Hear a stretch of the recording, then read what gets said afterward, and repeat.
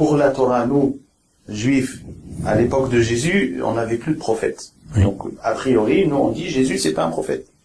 Mais comme dans le Coran, on reconnaît Jésus comme un prophète, et on reconnaît la révélation du Coran aussi, il n'y a pas de, a priori, il n'y a pas de, ça contredit pas la Torah.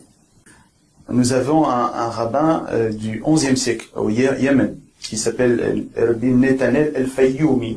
Il a écrit un livre très très important qui s'appelle Bustan al-Uqul. Et à l'époque, nos rabbins écrivaient en arabe le verger des intellects, et dans lequel il reconnaît tout à fait la prophétie de Mohammed alayhi shalom et le Coran en tant que livre révélé. Oui. Il cite comme preuve de révélation à la fois des versets de la Torah et des versets du Coran.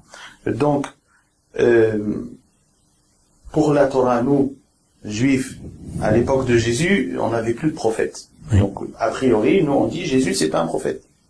Mais comme dans le Coran, on reconnaît Jésus comme un prophète, et on reconnaît la révélation du Coran aussi, il n'y a pas de, a priori, il n'y a pas de, ça contredit pas la Torah. Donc, on se dit, voilà, on reconnaît aussi le fait que Jésus soit un prophète a posteriori.